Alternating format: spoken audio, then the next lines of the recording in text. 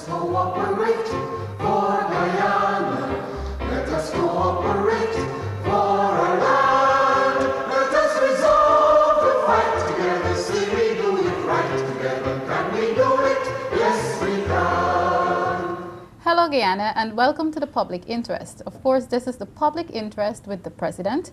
I am Malika Ramsey, and it is my pleasure to be sitting here with the President of the Cooperative Republic of Guyana, His Excellency Brigadier David Arthur Granger. Welcome, sir. Thank you, Malika. Great, and it's very good to be back on the Public Interest. Just to give you some briefings, as you know, the Public Interest has been an ongoing program. One of the producers, of course, is Brigadier David Granger himself, but of course it is now as he is the President of the Cooperative Republic of Guyana. On today's program, the Brigadier Granger decided to air his views on the issue of human safety in our country. With statistics released by the Guyana Police Force on Friday, the 14th of August 2015, indicating 98 murders recorded thus far for the year and an increase in road deaths, that's an increase by 6%. The head of state has decided to reaffirm his commitment to human safety in our country. Sir, first off, there has been a perception out there that since the APNU AFC government took office, there is a seemingly increase in crime. Do you believe that that perception is a true one? And what will your government do to arrest the crime situation? Thank you, Malika. Well, the perception is based on numbers, and the numbers don't lie. More crimes are being reported, and this is because we have insisted in the Guyana Police Force on a new system of reporting crimes. I have established something called the National Security Committee, and I chair it myself. The Prime Minister, the Minister of Public Security, the Minister of Legal Affairs, the Minister of State, and the Commissioner of Police are all members of that committee. We meet every week. So there is now more regular, more rigorous reporting. So offenses and crimes which weren't brought to the public interest or the public notice before are now being reported. Secondly, we do intend to stamp out crimes. We do intend to ensure human safety. And in so doing, we are covering the country more thoroughly, and we are ensuring that the public knows. So we're not hiding from statistics, we're not hiding from the truth, because knowing the truth helps us to plan better. And we have been planning better. We have been developing plans particularly for the Guyana Police Force. And we expect that now that we know what the situation is, we'll be able to resolve it. So yes, there is a perception, but yes, also, we are taking corrective action. How confident are you that the commission that you, of course, you've just spoke about will be able to arrest the crime situation? And in asking you that, I should also ask you, is 3 months too much of a short time to be able to address the situation? It is too short a time to change the situation. What we must acknowledge is that the problems we have now have been developing over the last 15 years. And many of the problems started during the tenure of Mr. Jagdeo as president.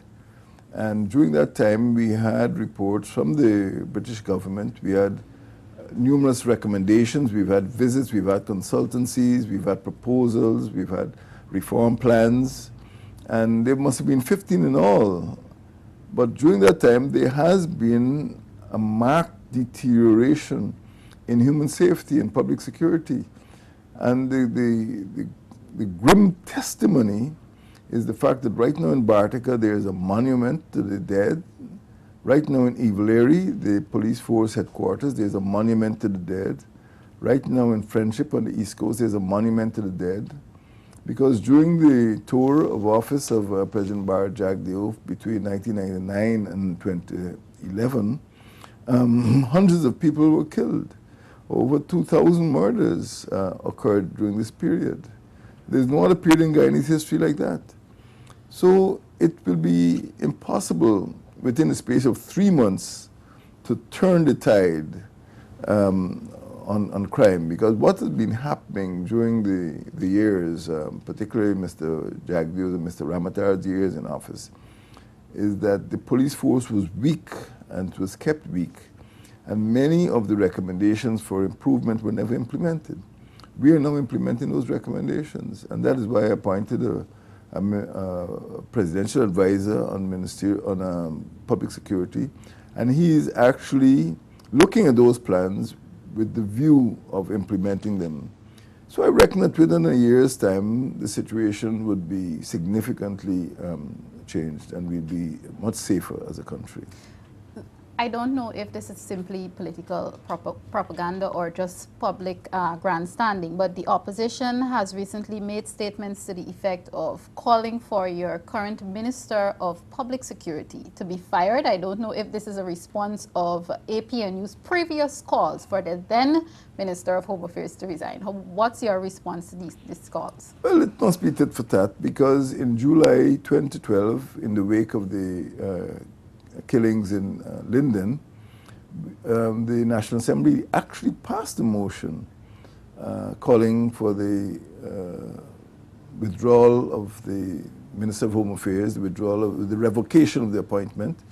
We couldn't call for his dismissal because he was appointed by the President, but we called for his appointment to be revoked by the President. That wasn't done.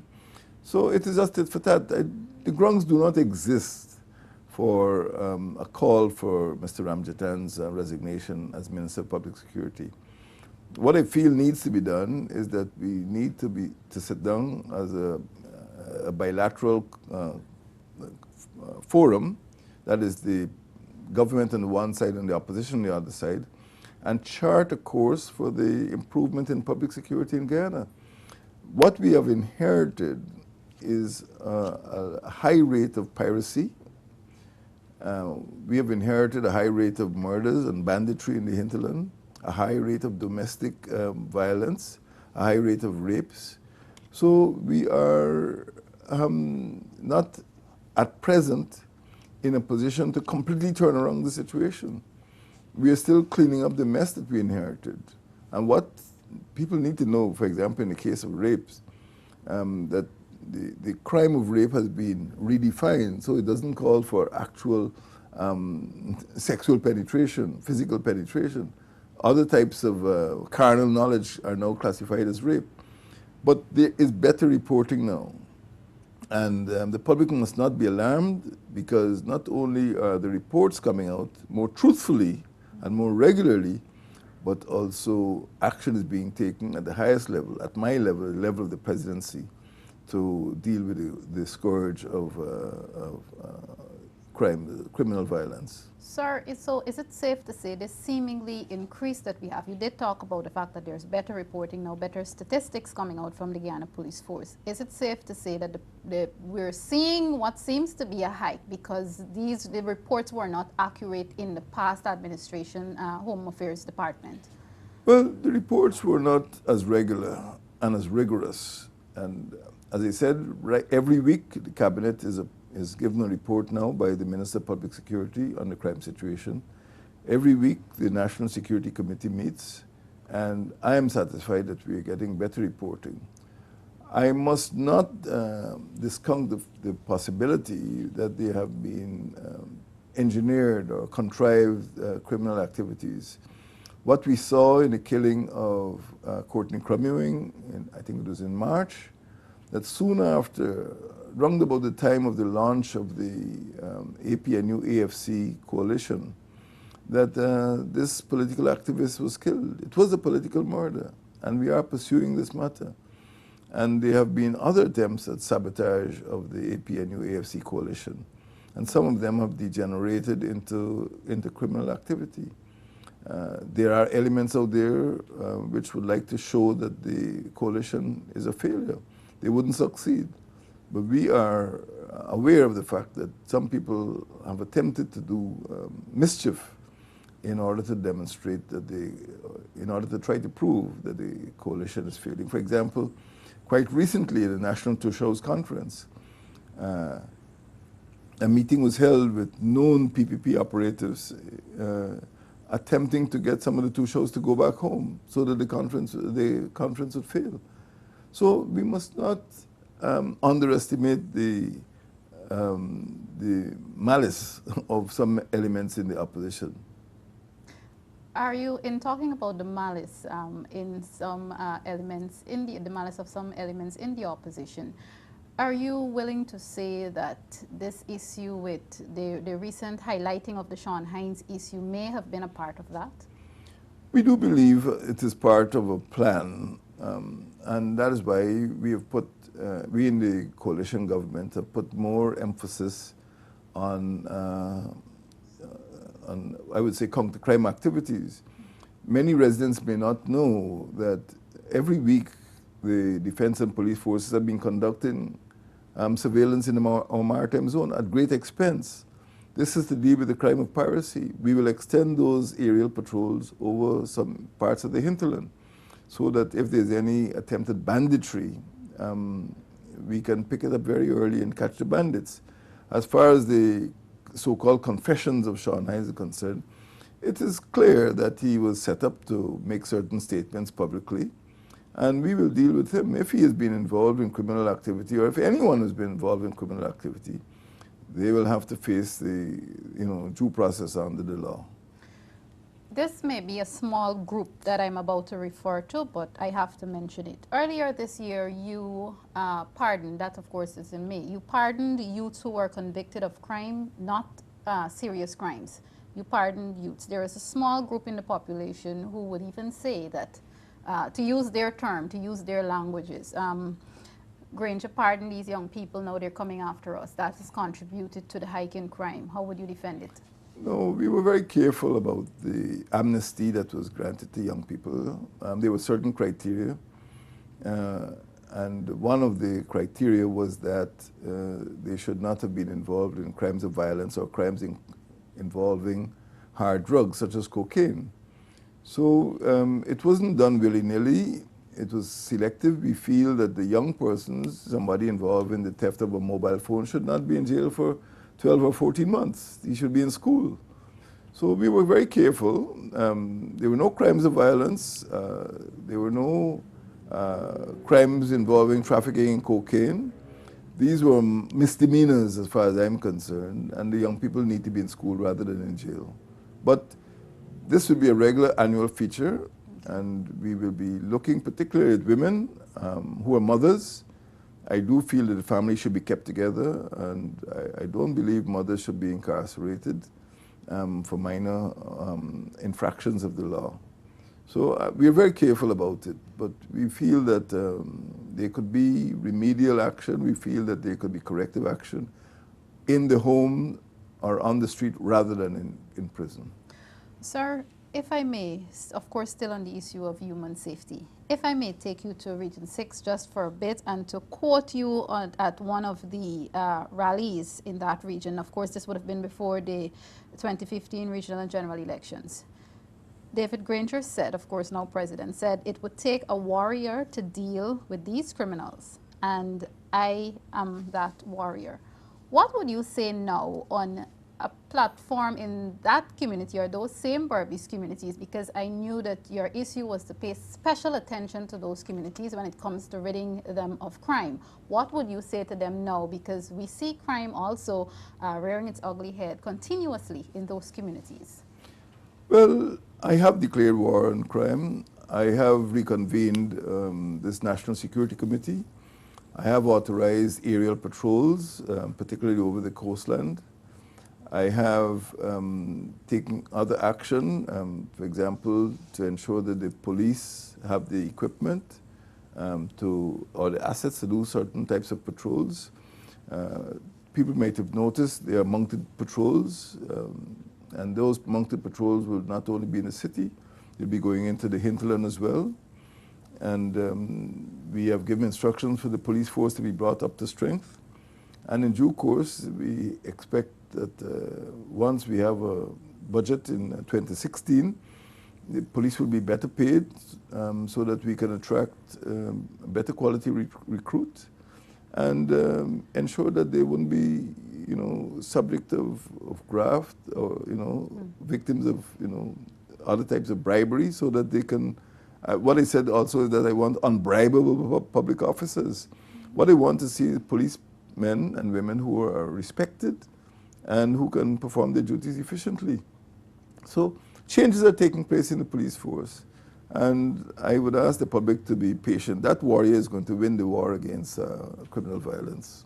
You have indeed talked about your general approach, the setting up of your committee, improving the standards of the Guyana Police Force and so on. But I'd like to ask you about a specific group that I know you've previously, and I still think you do hold close to your heart. And of course, it's women, our women.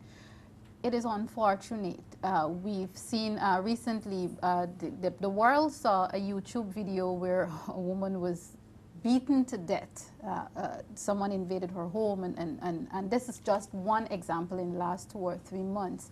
Is there anything specific that David Granger would like to see members of the Guyana Police Force do to protect these vulnerable women in our society? Well, what has happened under the past regime is that the whole concept of community policing was distorted. What we mean by community policing is a well-trained, efficient, regular police force working in conjunction with the community. We don't believe in setting up vigilante groups. So we expect to reform that concept of community policing to allow regular police officers in their communities to work together with the communities in order to ensure human safety. Now, what has happened is that in several communities, particularly remote rural communities, we've had widows, some in their 70s, being raped and murdered. We've had children, girl children, being raped and in some cases murdered. In fact, if you go to Wakanam, you see a little monument there. It's pitiful. So we want to see a form of community policing which focuses on human safety, not just driving around with batons and handcuffs, but a type of policing which sees the police force and the communities sitting together, protecting vulnerable members of their communities. That's what we want to see, an improved version of neighborhood policing, an improved version of community policing.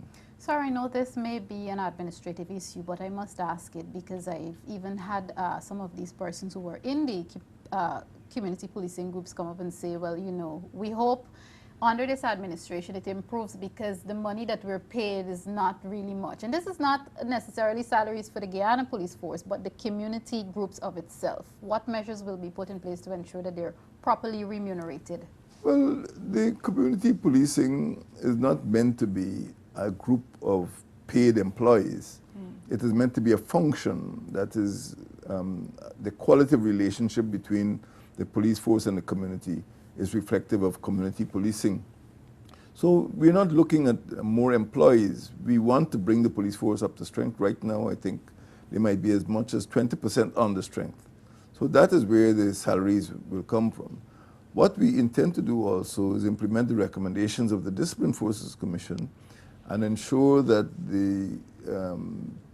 persons who are brought into the so-called community policing organization and have been given permission to bear arms or perform certain duties are properly registered to do so. So we want to put the CPGs, as you call them, onto a proper footing. Right now they're not. So I am not taking bread out of anyone's mouth. If people want to become police officers, they can join the police force. But what I want to see is a better quality of policing, and that's where my emphasis is. We live in a society where it's very difficult for the members of the Guyana Police Force to fight crime. One of the reasons is because they lack the information to go forward, things like evidence and so on. How do we fix this? How do we get our citizens to cooperate and to trust the police officers and, in a sense, help them to carry out their functions in crime solving? There are two important organs which are not fully developed as far as we are concerned, because both organs were examined by the Discipline Forces Commission several years ago. One is called the Office of Professional Responsibility, which is located in the Guyana Police Force. And the second is called the Police Complaints Authority. What we did recommend then was that the Police Complaints Authority should be given an investigative element, so that when a complaint is made against a police officer, that unit, that Police Complaints Authority, could actually investigate it. Right now, they have to send the complaint to the Commissioner of Police, who has to initiate the investigation. We are not satisfied with that. we feel that the independent authority must have independent capability to conduct those investigations, and that is going to be done. The second is the Office of Professional Responsibility. Again, the police commissioner himself has to authorize the investigation to commence. And what we need to do is strengthen the OPR, the Office of Professional Responsibility, so that the public would be confident that when they make complaints or when they are wronged in any matter, those complaints would actually be investigated and a report will be published. So these two organs do exist, the PCA and the OPR, and at present we are strengthening their capabilities so that they can perform their functions more efficiently. And another issue I know was, you did touch on it a bit earlier, piracy. Before you took office, you had a whole lot of plans to deal with the issue of piracy, because you did say time and time again that it takes away from our fishing industry.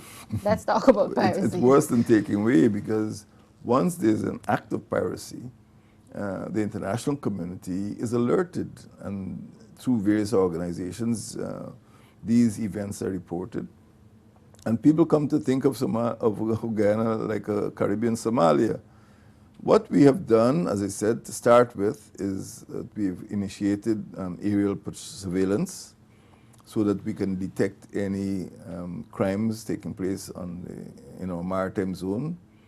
But secondly, we will ensure that all fishing vessels, and I think there might be as many as about 1,500, artisanal fishermen, plus their trawlers and other vessels in the maritime zone. What we will do is ensure that they are equipped with some form of identification or some form of some device that would alert a shore control about their location. So in the event that they are attacked, we'll know where the attack takes place. We'll be able to use aircraft and we'll be able to use surface craft to get there. And we expect that in the fullness of time, piracy will be eradicated. But it calls for electronic devices located in the fishing boats. It calls for aerial surveillance, and it calls for a capability by the Guyana Police Force to be able to go out there and arrest the pirates. The police force already has what is called a floating base. The main areas of piracy are in the East Berbice quarantine and along the coast or in the estuaries in Region 2. So between the Pomeroon Supernam and the East Berbice quarantine, we'll be able to, I think, reduce piracy and then eliminate it entirely. But we have a police base. We have been using aerial surveillance, and we will need to acquire more craft that can go out and actually arrest the pirates. But right now, I think we are gaining the upper hand. Okay. Sir, finally, before we have to wrap up on this edition of the Public Interest with the President, I have often asked, and I saw the call coming recently from the Minister of Tourism, Mrs. Catherine Hughes, urging our people to be a little more alert and a little more aware when it comes to the criminals we have lurking out there. Do not walk around with large sums of money. I'm urging people to ensure that their homes are secured properly, even though we get criticism saying that, look, it's not people's job to fight crime, but it is people's job to ensure that they're a little more aware and safe. How would you urge our public now, especially those who are walking around with this sense of fear that, look, my family or I may be the next victim? What do you tell them to keep them calm and to, in a sense, comfort them at this time? Better days are coming. There is a plan. Right now, we cannot reverse I would say, the tsunami of crime that we've seen over the last 12 to 15 years. But institutions are being put in place at the level of the presidency, at the level of the Ministry of Public Security, at the level of the police force. And things can only get better. The police force has to be brought up to strength. It has to be given the assets. The members of the force have to be better trained, better remunerated. And we feel that within a year's time or so, you'll see the difference. So we are working on the complaints by the public, and we are working on strengthening the Guyana police force as well. So the citizens can look forward to living in a safer country and having safe and secure households.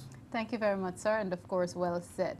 His Excellency, President of the Cooperative Republic of Guyana, Brigadier David Granger. Thank you very much, sir, for being here. Of course, viewers, this has been another edition of The Public Interest with the President. I am Malika Ramsey. I'd like to thank you very much for joining us, and of course, look forward for much more of these programs coming from myself and, of course, the Head of State, President David Granger. Join us again next time. Goodbye. Let us cooperate.